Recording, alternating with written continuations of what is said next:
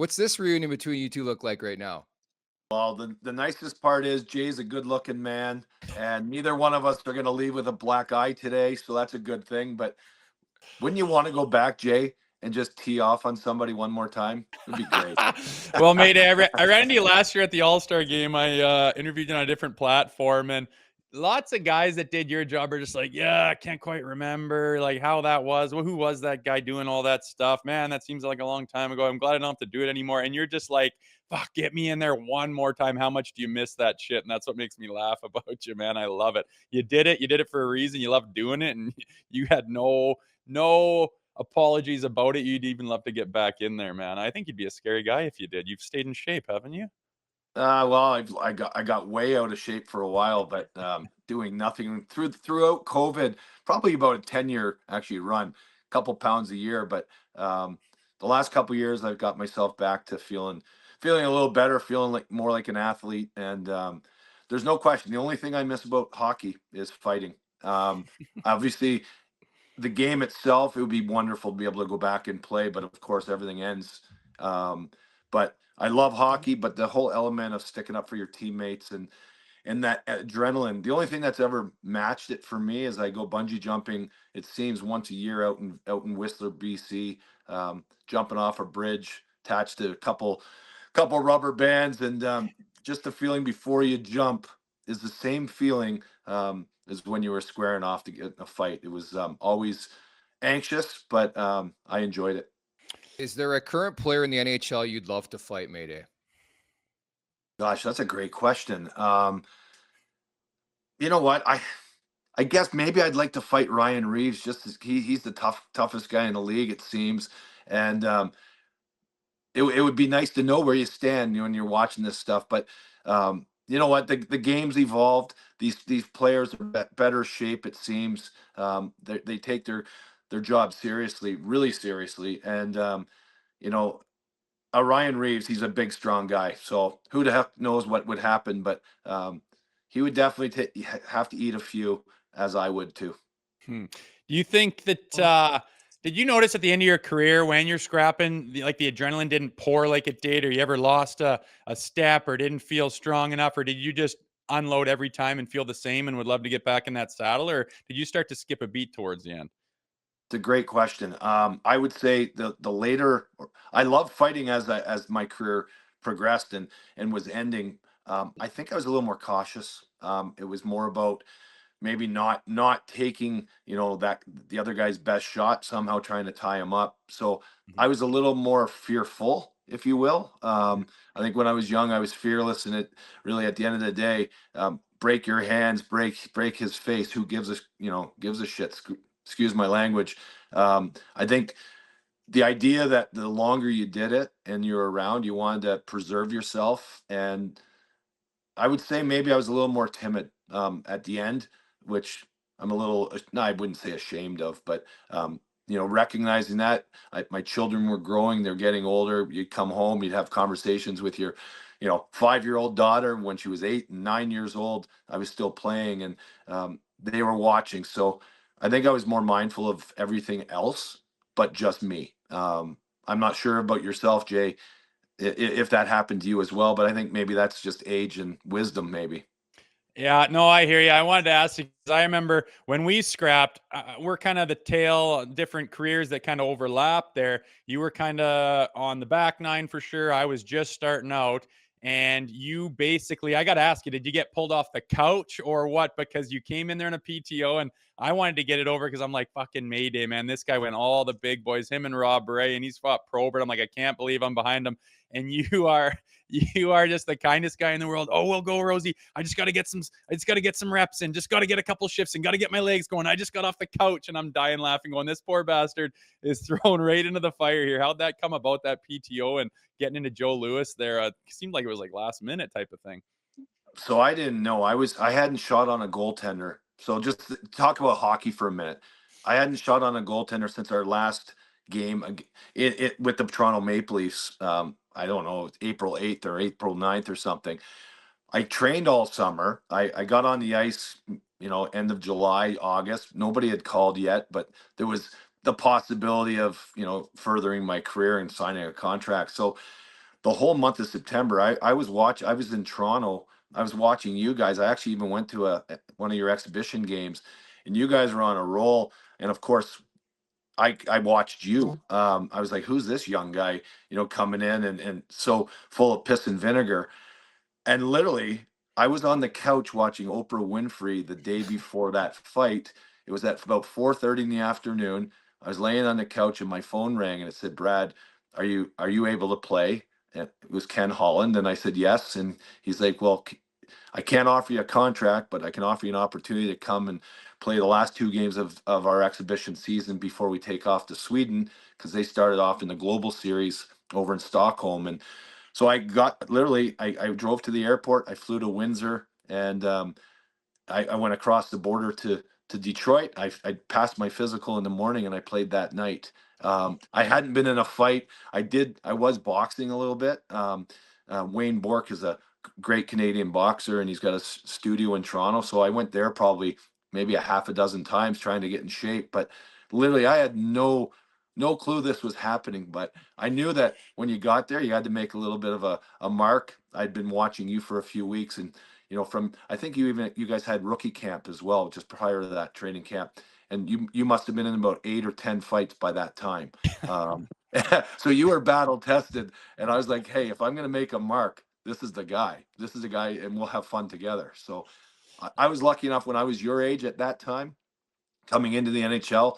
Um, some older guys and some veterans, they gave me my shot. So I never I guess I turned fights down at different times, but I never wanted to pick my spots in that case where, geez, I don't know you, I'll fight you in the NHL. Training camp's there for a reason. And if guys like me would turn a player like you down at that time, fighting would have been abolished years before. It Right. really is today. So. Well, I do Yeah. appreciate it. I remember it well. I was feathering my cap. I wanted to ask you though, you're doing Amazing Race with your daughter. I've always wanted to do that and thought, how intense would that be? How was it? Was it hard? Did you have to be in shape for that? And did that bump your adrenaline ever at points in time during that filming? Oh my gosh, Jay. So just to give it context, my daughter and I, we got a great relationship, and but we got to spend a month in a hotel room as roommates. It was the best month I've ever spent with my daughter. She turned 25 right at I Oh, think it was the first day of filming of The Amazing Race, and it was just the two of us. We didn't have a connection to home. I didn't talk to my wife for a month. She didn't talk to her mom or brother. Her boyfriend couldn't even wish her a happy birthday. It was just the two of us, and it was the coolest. And I recommend anybody watching this, apply to The Amazing Race. It takes you out of your comfort zone for sure. I'm not so sure you have to be in great shape, but you have to have, obviously a little bit of endurance. They're long days. It's more mental in many cases. There were moments though that you were exhausted doing some of these challenges, but you know, all these things. I lived in a game simulator, if you will, for a month with my daughter, and it was the best month ever. I really, really loved it. But there were moments where I was so vulnerable, maybe the most insecure I've ever felt, mhm. because you knew that millions of people are going to be watching you. And the one case that I could speak of, we had a challenge in British Columbia up on the Sunshine Coast, um, just out of Seashell, and I had to ride this basically this broom pole with a horse head. It's actually a thing they do over in Europe. They do competitions, but I had to do dressage and jumping over some barriers, and it was about a 2 minute kind of routine. But the only thing they gave you was a colored basically diagram. There was black in for the story. Forward was black, backwards was blue, and left and right were red and green. But the red and green were in the exact same shading, and I'm colorblind. So when I would look at this diagram, I couldn't tell the difference between left or right. And then there was some spins both ways. And every time I'd look at it, it was like I was reading Chinese, which I can't do. And I was sitting there. I literally I looked at my daughter at one time where she couldn't help me, and none of the other people could as well. Um, I looked at her and I was like, I'm done. I can't do this. But I persevered, and Johnny Ferguson, who was also on the show with me, the two of us struggled together, and We both completed the task within minutes of each other, and it was amazing. It was maybe one of the greater feelings I've ever had because you overcame adversity. So I have empathy for anyone that has a learning disability. For me, that learning disability would be color blindness, I guess. But when you actually when you feel like that, that doesn't mean you're not intelligent or you're not smart. Um, you just you learn a different way, and so I have empathy going forward. That you know what, take a little more time with people that you might think that are slower or having a hard time at something. Maybe they learn differently than you do. And that's what I took away from it. But that idea of being vulnerable or insecure, you know what? Let's talk about it, because that's where anxiety comes from. If we can own it, ask for help, which in this case I couldn't, but um, taking this to real life, we can all help each other, especially the ones that actually need it at that time. And you know what? Everyone that would get that support, eternally grateful. Very well said, and much similar to as a viewer watching a fight in the NHL, fatigued, watching Amazing Race, feel the same way. It looks like an absolute grind, so appreciate you telling that story. Wanted to ask you about January 7th, 2009. So Brian Burke makes his first move as GM and president of the Toronto Maple Leafs, and he acquires Brad May. What do you remember about that day? Well, I'll tell you, it's a great story. So it was my son's 13th birthday, January 7th, 2009. I woke up, I drove my kids to school, dropped them off at the different schools in Corona Del Mar, California. I drove back to my house to have breakfast, have a coffee sitting on the back deck. And I kind of thought it would be, one of my last seasons. So we rented a house that was right on the ocean. And so I had a 270-degree view of the ocean, and there was dolphins. And as I was drinking my coffee, there was literally dolphins coming from the south, from Laguna Beach, coming up the coast. And my phone rings, and it's Bob Murray. And sure enough, I get traded. And then he says he trades me to the Toronto Maple Leafs, which at this moment I'm like, this sucks. I have to leave this wonderful place where we're playing hockey. This is a great place to wake up. But I was so fired up about Toronto. And then he said to me, he goes, Brad, I'm not sure where your winter clothes are, but there's a blizzard, in Toronto and Montreal, but you have to fly directly to Montreal, and Toronto wants you to fly like today. And I'm like, Bob, there's not a chance I'm gonna there. I can't get to LAX to get on an airplane. I have to go pick my kids up at school. I gotta, share my son's birthday, so, and my hockey equipment's still out at the Honda Center, out in Anaheim. So I didn't get to my hockey bag until about 7 o'clock at night. I picked my kids up at school a little later that day, and literally nobody. I didn't see a teammate. I got traded in the morning. I didn't see a teammate. Didn't talk to anybody. Oh, Got that some sucks. nice texts, but I had zero interaction.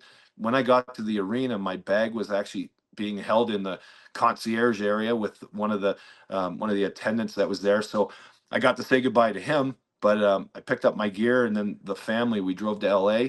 We had pancakes at IHOP for my son's birthday, and I jumped on. But funny part of the story. So when I got on the plane, I was lucky enough. There was a pilot that I know from my agent, and he was actually the guy flying. So when I walked on, he introduced, not introduced himself, but welcomed me on the plane. We had a hug, and he goes, "Hey, just hang out here for a minute."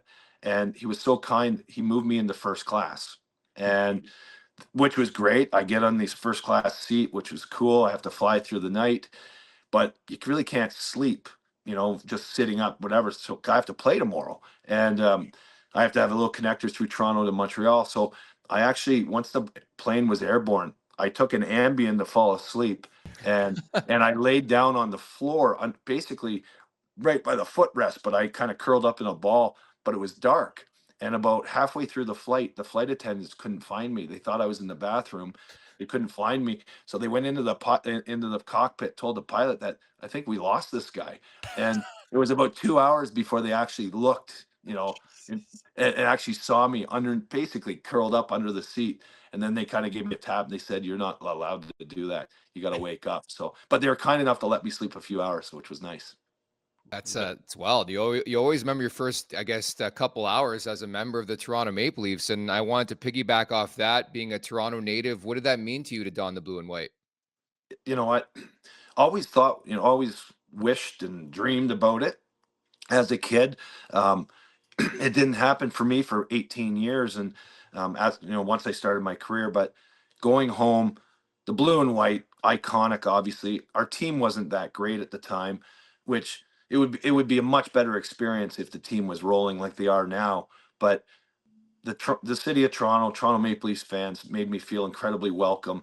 My parents live 40 minutes from the arena, or inside an hour anyways, and they were able to see a lot. The only thing that I would say that I didn't like was my wife and my kids were still in California going to school. My son was playing hockey, and they weren't able to come out and visit really. And we live in Toronto, north of Toronto in the summers, but they were in California. So it, it was a little hard for me at that time because my son just turned 13. These are the times you want to be at home with them. But I spent 4 months pretty much by myself in Toronto, and I was lucky enough to live with one of my neighbors that I'm neighbors with at the cottage north of the city. I lived in his son was in university, so I lived in his room for half the time, and then I lived with Luke Shen for 2 months, Okay. who was an 18-year-old turning 19. Again, think about it. My son's 13. He's only 18. There wasn't much of a difference between the mind and the mentality, but Luke was a beast, and he was a promising young player. So I got to have a really good experience with Luke. And thanks to my buddy Brad Sherman, I got to live at his house, and I got treated awfully well.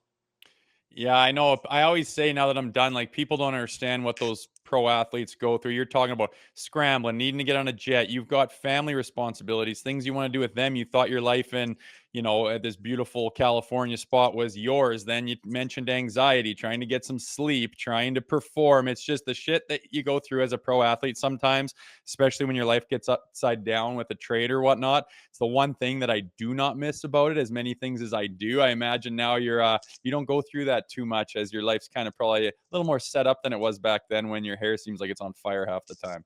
Yeah, great point. I think the one thing for us, and I don't know because my lived experience is when I got to Toronto, we're playing against Montreal. I'm doing some homework on it. Of course, we're hockey players, so we know what's going on in the league, and we're pretty up to date on players and momentum, teams on streaks, and what have you. But 3 months prior to me getting to Toronto, Tom Kostopoulos had hit Mike Van Ryan, who is a great coach in the NHL today. Had hit him and broke his leg. And I don't know if it was dirty or not, but at the end of the day, I'm now on the Toronto Maple Leafs. Mike's not playing because he can't get back yet. But I'm like, I can immediately make an impact, certainly on energy and team, and by threatening some guys on the Montreal Canadiens. And it just so happened that George Laraque was injured that night, which made it even a little more palatable, and basically called on their bench. And I think I said a few choice words to Guy Carbonneau, who was their coach, and I ended up fighting Francois Bouillon that night. But Jamal Mayers fought Tom Kostopoulos on the same stoppage of play, and then they got thrown out, and then I ended up fighting Frankie. But you can make an impact in the game by showing up and demonstrating. And that passion's demonstrated differently today because fighting's not really that important of an element. But when I got to Toronto, it was like, hey, when I got to Detroit with you, Jay, got to show everybody that you care, that you're willing to do it, that you're willing to be part of the team, and take on that responsibility. And seriously, when you take off one jersey and put on the next, you're the same person, but your allegiances are different. I would have fought an Anaheim Duck player if we played Anaheim that day, and they were all my friends. But I would have, because you know what? It's a outwardly demonstration of I'm here. I'm going to be one of you, and you can count on me. What a time to be alive, Mayday. You're the absolute best. Really appreciate you taking some time today, man. I really appreciate it. Hey, before we leave, what do we think of the Toronto Maple Leafs right now? Rosie?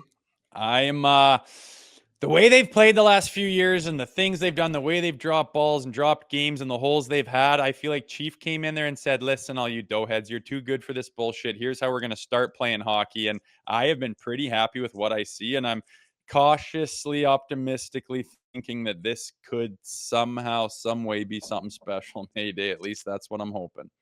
I agree 100%. I think it's the best Toronto Maple Leaf teams that I've been watching. Yeah. I think they playing as a team. They're playing, in different areas. They don't need to outscore teams by 3 and 5 goals every Yeah. night. You just got to score one more than the other team. I love Chief. I think he's first of all a great guy, but I respect him. Played against him, but he's done a heck of a job as a coach. Here's my prediction, and I'm fair. It's free, and I might be proved wrong way before it happens. But I think Max Pacioretty scores the winning goal in the Stanley Cup final. He's wearing the number 67. The last time they won the Stanley Cup was 1967, and I think it's a great storyline. And if it comes to fruition, you heard it here first. Got the passion. I love that, Mayday. Sports have Awesome. a weird way of just working out like that, and I wouldn't put it past that actually happening. You're gonna make some noise in Leafs Nation with that one, Mayday. I love it. I think it's beautiful, and that I know you guys got to go, but the custom of when there's a shutout, don't talk to your goalie, and on the bench, don't say the word shutout because my God, Yeah. can't do it. It's bad juju. The way I've always lived, and certainly from the second half of my career, was if you want something, you have to shout it as loud as you possibly can. You got to let somebody know. You got to let everybody else around you what your intentions are, what you want to bring into your life. If you sit there and hold on to things, they never happen. And here's my only question for everybody listening. At a birthday party, I don't care how old you are, but you got candles on the cake and they're lit. And everybody, the person celebrating is supposed to blow out those candles, make a wish, but keep it to themselves. My only question is, how many of those wishes have come true for all of you? And I'd venture to say none of them, or very few. If you want to do something, don't hold back. Tell everybody, identify it, because now you got more pressure, more ownership, and the energy. You open up the lines. It's a simple formula. It's all about energy. And so if you want your goaltender to have a shutout, talk about it. Let's go, because now you have responsibility to actually play better defense. This whole superstition thing, you can shove it up your ass. I love it. A little reverse psychology, Mayday. Appreciate your time today, man. Great stuff. I appreciate you guys. Have a great one, and Thanks, I love what you guys do. Jay, you're looking great, bud. Make sure to check out more of our content right here on the Leafs Nation YouTube page. We got long form interviews, we got clips, we got epic rants by Jay Rosehill. We simply have it all. And don't forget, you can find out much more at theleafsnation.com. Thanks so much for watching.